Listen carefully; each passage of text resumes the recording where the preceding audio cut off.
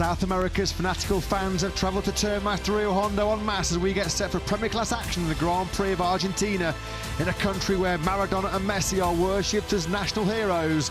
Marc Marquez is the hero fans are here to see as the Spanish superstar tries to clinch a fourth Grand Prix triumph in Termas. It's time to race in MotoGP.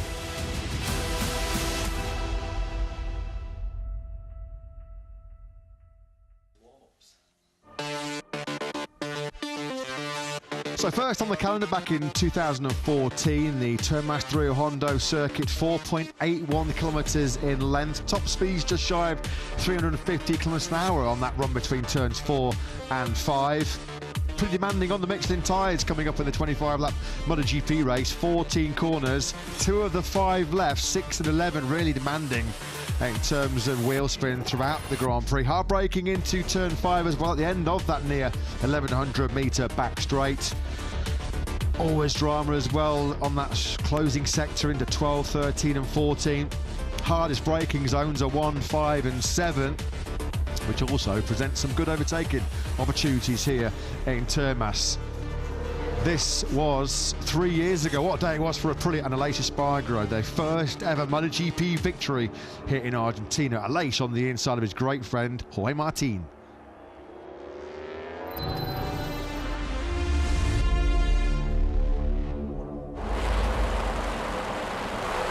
So on his first visit to Termas Rio Hondo in 6 long years, Marc Marquez started yesterday's 12-lap sprint from pole position, and having got the launch on the field into a tight first corner, well, he was rarely troubled over those 12 laps to maintain his perfect start to 2025. It's another Marquez 1-2, with Marc leading home Alex in that sprint. Pecco Bagnaia, 3 successive third place to kick off 2025 for the ex-world champion. Star of Super Saturday in many respects was Johann Zarco, as he was on the front row of the grid and came through to 4th place after a pretty poor start. Up next though, it's the big one, it's the main event, it's MotoGP in Termas Rio Hondo, the Grand Prix of Argentina. The second race of 22 in 2025, who's going to be flying high? In what, about an hour and a half's time, 25 laps of the Termas Rio Hondo circuit coming your way in just under 45 minutes time, as Ducati expect, a lot of MotoGP fans gathered all around the world expect to see potentially another Marc Marquez romp, having taken the pole, sprint victory and Grand Prix victory treble in Thailand just a couple of weeks ago. He's now got his eyes on yet another treble here. Pole and sprint win to complete Saturday's action here in Termas yesterday. And he is a big favourite to take what would be a 90th career victory, which would move Marc Marquez, the 32-year-old Spaniard, level in terms of all-time Grand Prix wins with a true icon of our great sport, Angel Nieto. That would mean if Marc Marquez does take the checker flag first here in Termas Rio Hondo, in Grand Prix history, only 2 riders, Giacomo Agostini and Valentino Rossi, will have taken more Grand Prix victories than the factory Ducati rider. He's got his own dedicated grandstand here at turn 1. We are 93 is the message, and they're all of them, we are expecting yet another stellar performance from Marc Marquez in the upcoming Grand Prix. As we mentioned, he's on the front row, on pole position. He was fastest in this morning's warm-up session. He has been undefeated so far throughout this weekend, undefeated at any point so far in 2025. Matt Burton Lewis will be in the commentary box, talking you through all the build-up and all the action, which starts at 3 p.m. local time. That's when we're lights out for round 2 here in Termas. Jack Appleyard is down in pit lane. Well, for the first time in 11 years in Buriram a couple of weeks ago, Marc Marquez opened his account by winning the season opening Grand Prix. He's trying to be the first rider since Fabio Quartararo, 5 years ago now, in a 2 Jerez race that opened 2020 to win the first 2 Grand Prix. Marc has only done it previously once in his own Grand Prix career. That was in 2014, where it spelt trouble for his rivals in that particular season. as victory in the season opener was followed by another 9 in hot pursuit. 6 poles in 7 visits here to Termas Rio Hondo. Sprint victory already tucked away in his pocket. 49 points we've been able to fight for so far this year. He has taken the lot. Can he extend his already pretty healthy World Championship lead, going to the Circuit of the Americas in Austin, Texas in 2 weeks' time, where Marc Marquez, we know what an outstanding record he has in Austin. He's the rider to beat. Let's see what he can do in this 25-lap race coming up shortly. Like that's a bit low, isn't it? Yeah. Marc Marquez is flying higher than that. I'll tell you what, that is not the way I'm getting back to Buenos Aires tonight for my flight back to Europe. A few thunderstorms around, it might be. Blimey, cutting the grass on the start-finish straight. That's going to be the world's most expensive lawnmower, hasn't it?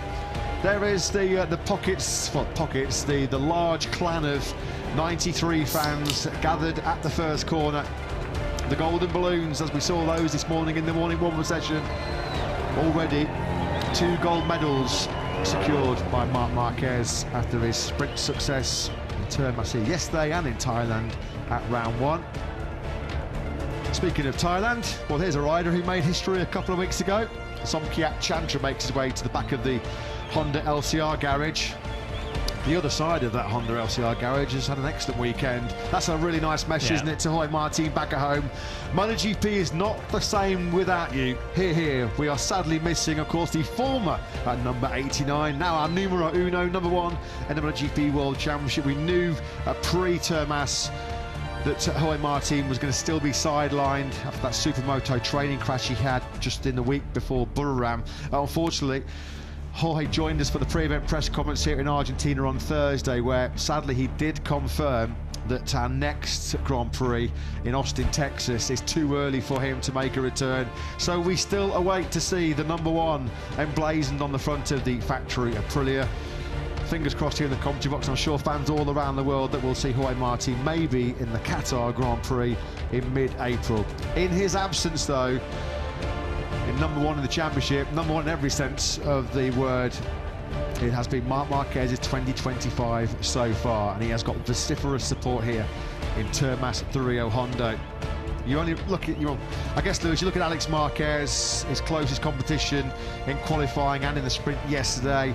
Maybe Johann Zarco and Pecco Bagnaia, who look like they've got strong race pace over the full distance here this afternoon. Outside of that trio, it's really hard to make a strong case to see anybody knocking Marc off his perch this afternoon. Well, Marc Marquez said himself after the sprint yesterday he expected the podium battle to be between the 3 riders who have stood on podiums and put sprint medals around their necks exclusively so far in 2025. That is Marc Marquez himself, Alex Marquez, and Marc's factory Ducati teammate Pecco Bagnaia.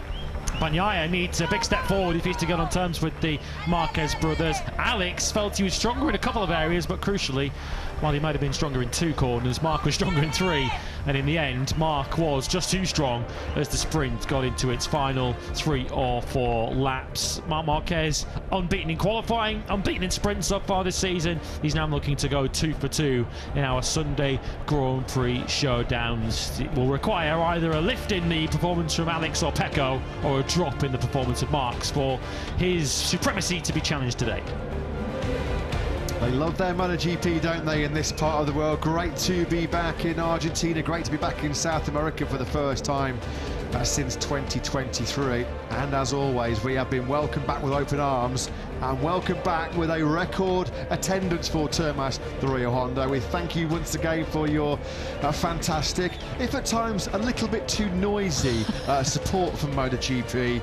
Our race day crowd here on Sunday, just shy of 80,000 fans. Brilliant return. A weekend crowd of nearly 209,000. I think it's fair to say the vast majority of our 79,227 fans who've come through the gates today in Termas, a large chunk of them have not seen a lot of shut-eye and sleep so far this weekend. I was about to say, their support is 24/7, isn't it? Yeah. Make no mistake about that. I was awake at around about 3:30 3 in the morning, following some of the Formula 1 action from Melbourne, being the motorsport nut that I am, and they were still revving their engines and pumping the music at that time of the night. They absolutely adore their MotoGP. Of course, they've had to wait a couple of years for this great sport to return to Termas Hondo, and they are making up for the lost time. Here is Alex Marquez then. What a start to 2025 it has been for Alex. Already trebled his podium tally from 2024 and our opening 2 sprints and 1 Grand Prix of 2025. You got the sense immediately when he first threw his leg over the Ducati GP 24, the post-season test in Barcelona last November, that he was going to be a big threat. He has gelled with that package very, very quickly. And at the moment, not only has Marc Marquez not finished off the podium so far this season, neither has his younger 28-year-old sibling, Alex Marquez, who's been 3rd in a Grand Prix here on our last visit to Termas Hondo a couple of years ago, albeit in different conditions. Thankfully, as you can see off in the distance, that's been the skyline that we've seen pretty much since we first touched down here in Termas. It's been very grey, very overcast, very gloomy, but aside from a few minutes in Moto3 qualifying yesterday, thankfully it has been dry, as we get a replay of Johann Zarco's poor start from a very rare Honda front row yesterday, which really did cost him the chance to fight for the podium. Alex Marquez, unfortunately, it took him till about the 3rd or 4th corner for his front ride height device to disengage. Wasn't aggressive or hard enough on the front on the brakes into the 1st corner. That's why we saw him drop over half a second back of Mark in the 1st sector. The gap was sort of held around 2 to 3 tenths of much of the sprint before Mark decided, as Mark so often does, enough is enough, I've given them a sniff. Time to just push when the grip's fading, get that late hammer down, and he took the checkered flag eventually by just under a second from Alex Marquez. These are heady days for the Marquez family, heady days for the Marquez family's fans, of which there are many, of course, many with 93s on their shirts, their caps and their flags. But Alex has his fair share of support here too. Alex will be asking the question, is today finally the day that my older brother gives me a sniff? That's not really in the Marc Marquez mentality to give anyone, not even his beloved younger brother, any sort of opportunity. Marc Marquez has waited so long to be in a position like this, having gone through some very dark days in 2020, 2021, and ultimately leaving Repsol Honda at the end of 2023. And after going through all those dark days, he's going to want to make hay while the sun shines and while he enjoys this level of dominance and supremacy in MotoGP, which won't last forever.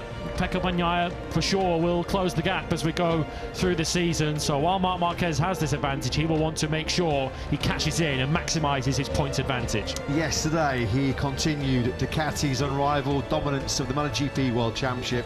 A 16th successive sprint for Ducati yesterday.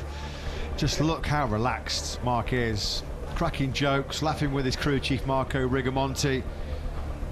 That is exactly why he decided to walk out of a factory Honda contract 3 years into a 4-year deal. He wasn't enjoying life, he wasn't enjoying racing.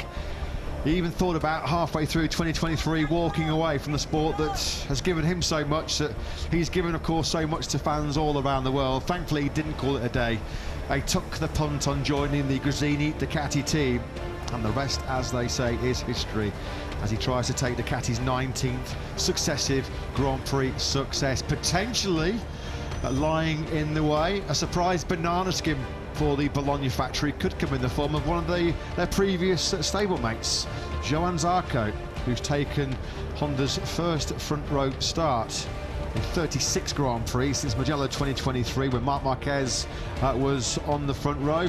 What do we think, Lewis? Has he got a good crack at a first Honda podium since Japan 2023? I think we'll know when we get to turn 5 on the opening lap. Yesterday saw Johann Zarco lose pretty much any opportunity of finishing on the sprint podium when he had that poor start that you saw a few moments ago. Dropped essentially to the back of the top 6 and had to fight his way back through to 4th place. He had comparable, if not slightly stronger pace than Pecco Bagnaia in the second half of the sprint yesterday, but had left himself way too much to do. That Honda is not exactly rapid down the straight, certainly relative to its opposition, which is predominantly going to be Ducatis at the front of the field. So Zarco's main thought occupying his mind will be get through this first sector unscathed, try and maintain my third place, and then a podium opportunity for sure is there. Yeah, Honda without a top 6 in the Grand Prix since Marc Marquez was 6 in Buriram back in 2023. Let's go down on the grid then. I know that Jack's standing by with a pretty boss Massimo Rivola. Yeah, great to be down here with Massimo. Well, not for good reasons, because 20 riders out there. Miguel Oliveira, we know, on his way back to Portugal. And Massimo, Lorenzo pulled out after the warm-up. Firstly, how is he? And just update us on his condition and availability for Austin. In fact, the reason to keep him away from this race is to try to save Austin. And also you know that we use Lorenzo quite a lot for other reasons, not just racing, pure racing. In qualifying yesterday, he got a moment out of 2, and he lost the bike, but he saved the bike. That cost him the shoulder, basically. So he finished the qualifying. He tried the sprint, and then he got retired. And I think it's safe to keep him relaxed because also Austin is going to be tough.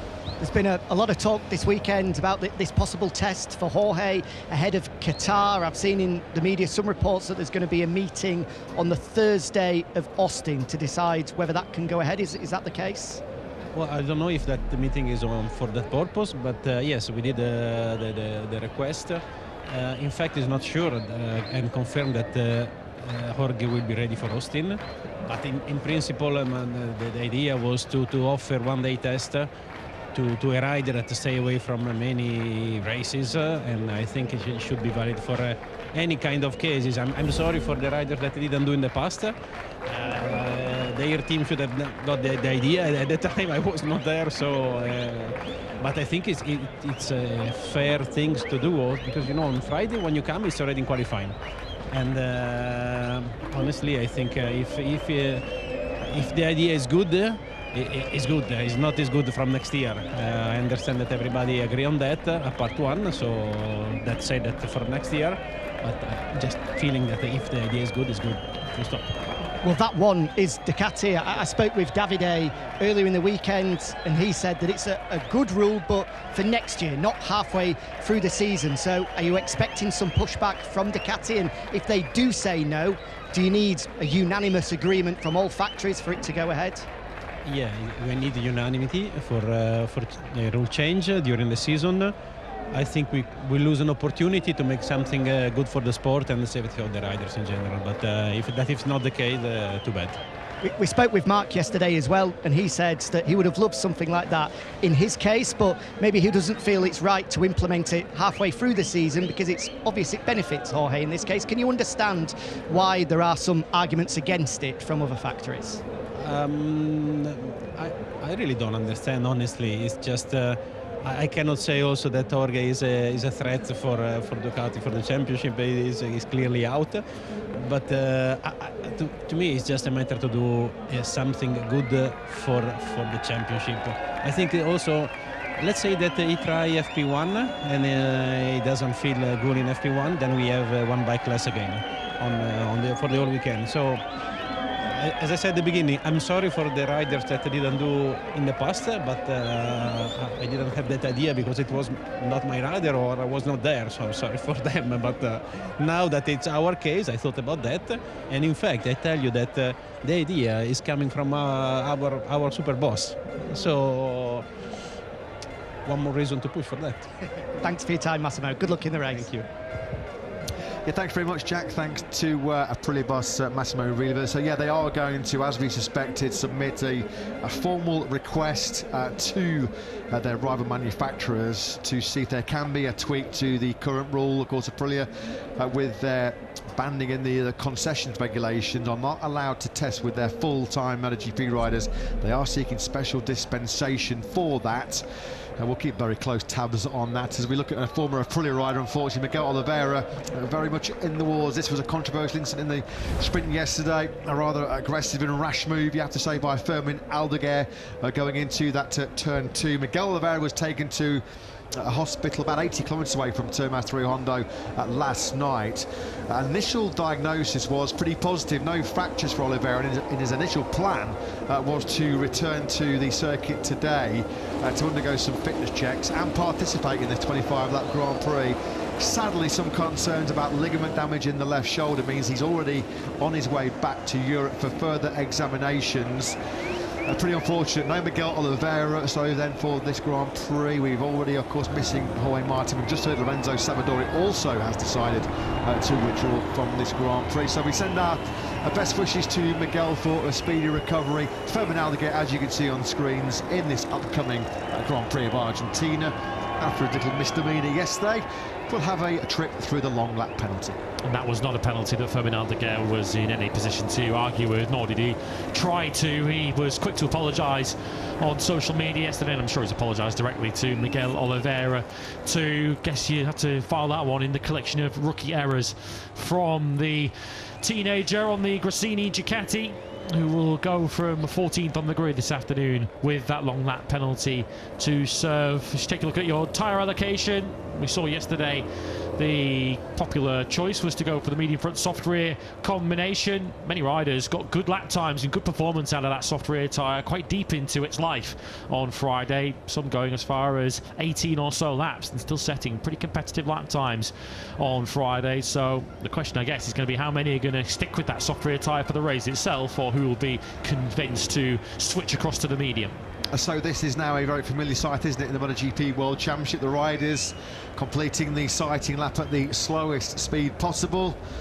Not really renowned for being an overly fuel-thirsty circuit is the 4.81 kilometre, 2.99 miles Termas Hondo track, but any fuel saving you can make, well, it will be an advantage. Some lucky fans there have got their special Argentina national flag with the Marc Marquez logo across it signed. He has been besieged in the paddock all weekend, as Marc Marquez, very, very popular in this part of the world, as he goes in search of Grand Prix win number 4 here in Termas Hondo. 2014, 2016, 2019, he has taken the spoils right here in Argentina.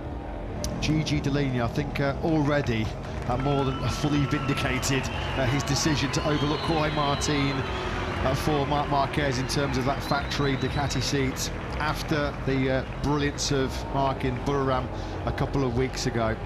Gigi Dall'Igna put out one of his traditional sort of post-race blogs where it said Marc's performance smacked of pure skill, pure talent. They know that they've got one of the very best that's ever done it on top of that motorcycle this year. And he's looking in fine form, and as you say, he's often been in fine form around this circuit. It's a circuit where dramatic and strange things do often happen, and certainly Marc Marquez has experienced each extreme over the years in Termas Hondo. When it goes well, it goes very well. When it goes badly, boy, does it fall apart in a big way for Marc Marquez at this circuit. And one thing is for sure, if Marc Marquez does not emerge at the end of 25 laps of Termas Hondo as your Grand Prix winner this afternoon, we will have seen something truly dramatic. Yeah, let's not rake up too much of the past, in particular 2015 and 2018 here in Termas, which were pretty big talking points, not just in terms of Argentina Grand Prix, but in Grand Prix history itself. Let's have a little pop back down to the grid. Of course, Daniele Romagnoli, the current World Championship winning crew chief for Jorge Martin. Of course, they'll be desperate to get the Martinator back on that factory at Aprilia very, very soon. Let's get some thoughts from Danny on the grid with Jack. Yeah, he's obviously battled against all of these guys at the front today with Jorge, so I thought it'd be fascinating to get Daniele's insight on how you think the race is going to pan out today. What do you see happening? Actually, it's quite easy to know what will happen. We can see the Marquez brother, they are leading everything. Also, I've seen they're riding very, very well, quite smoothly without taking risks. But I can say, I hope also Bezzecchi can come a little closer to them. We still have some little gap, but we are working hard also to improve. But to me, I don't think nobody else will fight with them. Maybe Pecco, probably is just in front of us. I hope also Pecco come back from a little stronger. Thank you very much, Daniele. Bye bye, guys. Yeah, thanks very much to Daniele Romagno. Looking forward to seeing him reunited with Jorge Martin very, very soon. And as we look at the back of the main grandstand here, what a view that is. What a vantage point those fans have got, not just of the grid, but they can see through the whole of the first sector. Good view of the last sector as well. I'll tell you what, if we ever do come back to Termas Rouhon, then we certainly hope we do so. And I'm not working as part of MotoGP. I'm going to get myself a seat in the top of that main grandstand. What a view that is. So your front row of the grid then, the Marquez brothers and Johann Zarco. Pecco Bagnaia has been on the back foot, hasn't he? An onslaught on the opposite side of the factory Ducati garage for the former world champion, who has work to do from the second row. Here's your grid then. Marc Marquez, Alex Marquez, Johann Zarco is your front row. All three are going, it certainly appears at this stage at least, for the medium rear tyre. On the second row of the grid, you'll have to take my word for it, you'll find Pecco Bagnaia, Pedro Acosta and Fabio Di Giannantonio. Let's have another go. There's your front row. Marquez, Zarco. As mentioned, Zarco, of course, keen to try and make a better fist of it from the start than he did yesterday. Bagnaia, Acosta and Di Giannantonio is your second row, from Quartararo, Morbidelli and Bezzecchi. Row 4, we find Joan Mir, Brad Binder and Alex Rins. From Miller, Aldeguer and Agora. Luca Marini, Ralph Fernandez and Songkyak Chantra will be your sixth row, promoted by the injury to Miguel Oliveira. Completing your grid of 20, Maverick Vinales and Enea Bastianini for Tech 3. Let's head straight down to the front row of the grid then and hear from Johann Zarco. What can he do from third on the grid? He's for Jack. Yeah, great to be here on the front row of the grid with Johann. What a performance it was yesterday. What have you learned from that do you think is going to help you in this one? I would love to get a better start than yesterday, and I will do my best to have this great start and stay in the top 3. That would be better to get a chance of podium. But clearly the choice of the other retire for me, I hope it's going to be an advantage, and I will feel even better than yesterday to catch this first podium on the Honda. A brilliant weekend so far, Johann. Good luck. Thank you. Yeah, thanks, Jack. Thanks to Johann Zarco for giving up his time on the grid for us. He must know that today is such a huge opportunity for him. He's looked good from the very first laps of Friday morning practice, when he was within less than a tenth of a second of Marc Marquez and denying Marc Marquez top spot on Friday morning. And as Zarco said himself just then, it's so important that he gets away at the start and tries to keep himself in contention with those Ducatis in front and behind him, because we know that he's got good pace. What he perhaps doesn't have so much is good straight line speed. So as long as he can avoid being swamped on that first lap, surely Zarco will have a little bit of a conversation in terms of who finishes on the podium today. Well, what a start it has been to 2025 for the BK8 Gresini Racing team. A whole bunch of second places for Alex Marquez. Can he go one better today and finally topple his big brother here in Termas? Let's get the thoughts from the boss, Michele Massini, who's with Jack. Michele, what a start to the year it's been for Alex so far. Second. Is today the day?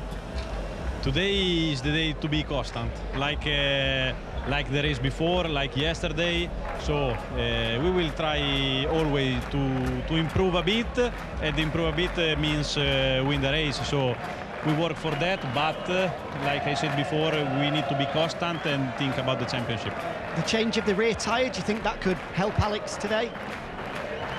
We see from the data that Alex is faster with both tires, both soft and medium. So we will, of course, we will see in which way we will manage the rear, and hopefully to make a good start, and we see. Thanks, Michele. Good luck. Thank you to you. Yeah, thanks, Jack. Thanks to Michele Massini. Are we going to see a bit of brotherly love? Are they going to fall out on circuit in this 25-lap battle coming up shortly? It's been Marc who has clearly had the upper hand so far this season. Ralph Fernandez has had a pretty forgettable weekend so far here in Argentina, all at sea. No rear grip, he said yesterday after a very underwhelming 16th place at the checker flag in the sprint, that nothing on the track house of Aprilia is working here so far this weekend. blocking out the noise.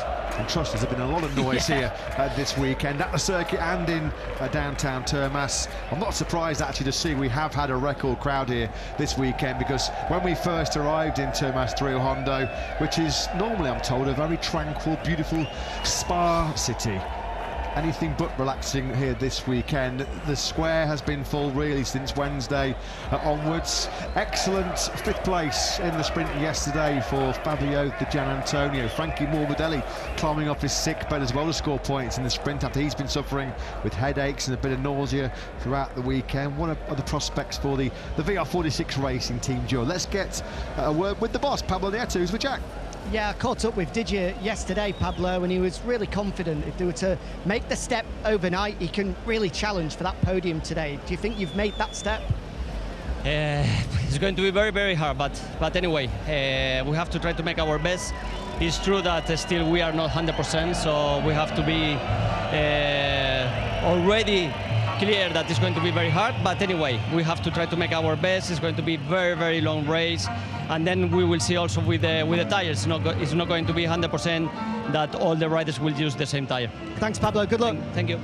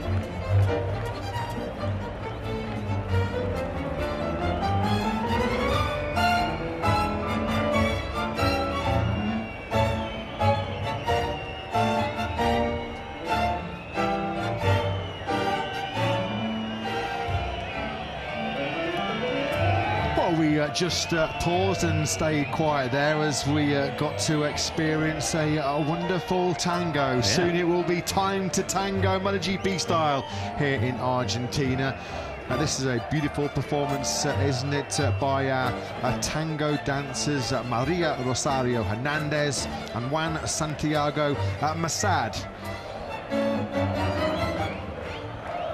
Always great to come to different parts of the world and experience all the other cultures. I've got to say, Juan Santiago has got better moves than me. I've got two left feet, to be honest. Yeah, I have to say, I think my legs are tied up in knots just looking at this, but yeah, an impressive performance. It's now time for the world's greatest on two wheels to deliver, rather than clearly two fine performers on two legs, as Pedro Acosta makes his way back towards the grid.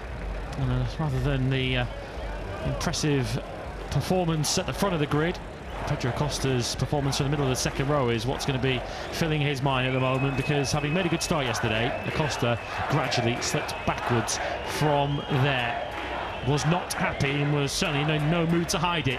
Yesterday was the former Moto2 world champion. Let's head back down to the grid once again as we look at Pecco Bagnaia. What can he do from fourth, and can he get on terms with his teammate Marquez from pole? Davide Tardozzi's with Jack. Davide, firstly, let's touch on Mark. Another weekender, it feels like he's the man to beat for obvious reasons, but is Alex a little bit closer than what he was in Thailand? Yeah. Alex shows a really good potential here. Maybe today he play a jolly, maybe, I don't know, but I think that he could put the soft on the rear to try to have a bit more speed, and we'll see. I think that it will be really an interesting race. And for Pecco, so often he makes the step from Saturday to Sunday. Is that going to be enough to challenge Mark and Alex? This morning doesn't show that, but you know, on Sunday Pecco always found something in the hat, and we'll see. I really cross the finger that will be like that. Thanks, Davide. Have a good race. Thank you. Yeah, we're about to find out, aren't we, whether the Ducati Lenovo team can continue their iron grip on the MotoGP World Championship. They are undefeated since the unforgettable Phillip Island Grand Prix, where the man on your screens produced heroics, having dispensed of his tear-off on the grid. Then got trapped under his rear wheel. First corner, he was down in 13th place after the big wheel spin off the line, and he somehow produced another magic Marquez performance to fight his way through on the grid.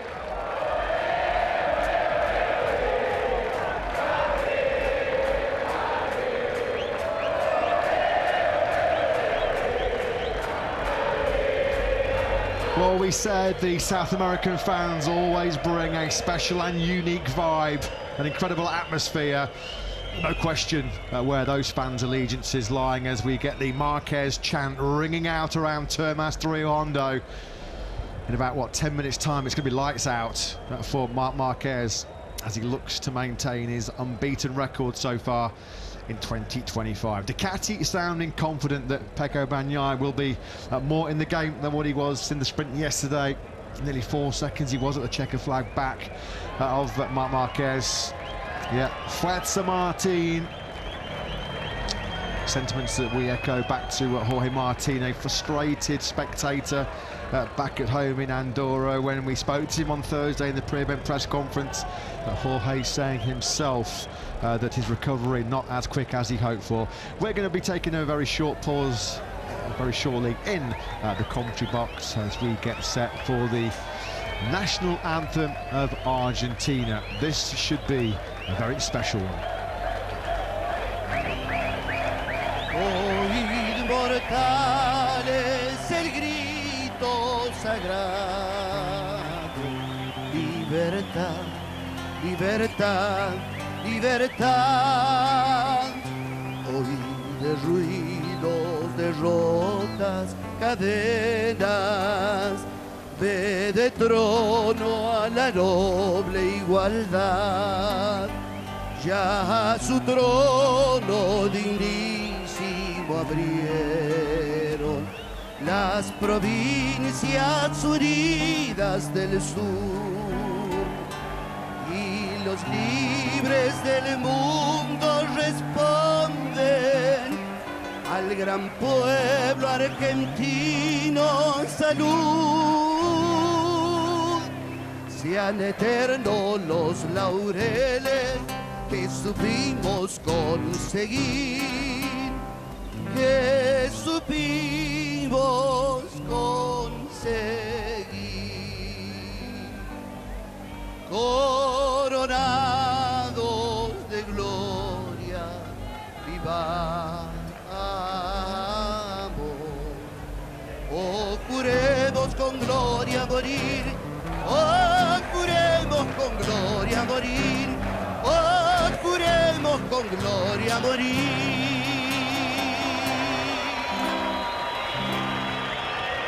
What a beautiful rendition of the Argentinian national anthem here, getting the crowd whipped up into a frenzy here in Termas Rio Hondo. But we've got our own Jack Appleyard, of course, and let's find out the thoughts of another Jack Miller on the grid. Jack, it looks from yesterday's evidence it could be a long one for you guys today, but I'm sure you're going to be battling all the way. How do you feel ahead of the race? Oh, well, that ain't really convincing when you come up to me and ask me that now, is it? Sorry, it's going to be an excellent one for you. What are your chances of the podium? No, we'll give it a crack, see what we can do here from, what are we, 13th on the grid. But we got away to a decent start yesterday. I kind of spun at the end of first gear, so we'll try and keep thanks so much to everybody. Okay, turning rather than spinning, and yeah, see what we can do. It's pretty hectic first and second corner, but get through them all right. We'll be all right. I think the medium time might help us a little bit this afternoon. A lot of guys going with the medium as well, so yeah, we'll see what we can do. I feel optimistic. I really feel like we can crack inside that top 10, and you know, that next group wasn't too far away from me, so if I can be battling inside that, I'll be happy. Good luck, have fun. Cheers, mate. Yeah, good stuff. Thanks, Jack and Jack, down there on the grid here in Termas Rio Hondo. It was a very promising start, wasn't it? for Jack at Pramac Yamaha, as it now is, of course. He was the top Yamaha in qualifying in Burma. He was the top Yamaha at the checkered flag in the Grand Prix over in Thailand. And let's see if the 30-year-old can be true to his word and fight his way into that top 10. Jack goes from 13th on the grid. Just under 6 minutes to go then before the start of this second Grand Prix of 2025. So far this year, it's followed a very familiar pattern. It's been Mark, Alex, Pecco, your 1, 2, 3. Will there be a fly in the ointment this afternoon, a spanner in the works? Will that potentially be Johann Zarco from the outside of the front row? Marc Marquez goes from a second consecutive pole for the first time in the thick end of 6 years. The Austrian and British Grand Prix, he won neither of those. He certainly starts this afternoon's Grand Prix as the red-hot favourite.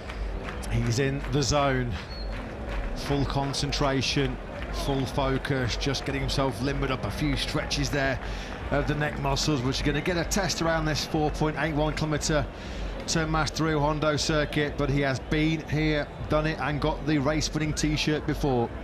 Termas Rio Hondo, one of only 2 tracks on the calendar with Brno where he hasn't finished on a Grand Prix podium.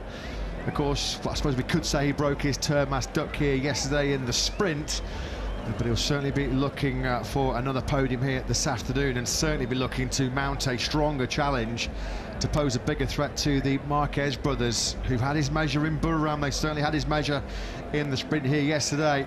We are expecting and we're hoping for a Bagnaia fight back in the Grand Prix coming up shortly. Yeah, we've had 51 racing laps so far this year across the Grand Prix and 2 sprints. Pecco Bagnaia has not been ahead of Marc Marquez on a single one of them so far at this stage. We was pretty close to him, wasn't he, in the race, the Grand Prix in Thailand, as Marc Marquez chose to follow his younger brother to ensure that he was within the tyre pressure parameters and avoid a post-race 16-second penalty.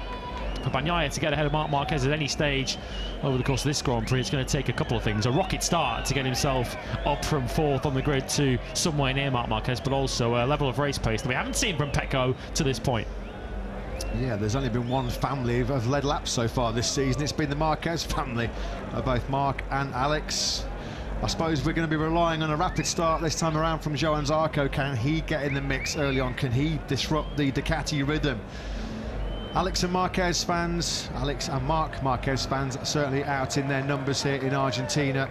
As we mentioned just a few moments ago, it's a record Termas crowd, just shy of 80,000 fans. They've created a colder atmosphere throughout this weekend, and now we're 4 or 5 minutes away from lights out. That fan there has got plenty of signatures on the Argentina national football shirt. 3-minute board then up at the front of the grid. BMW safety car peels away. Chapter 2 of 22 coming up very, very shortly into that first quarter.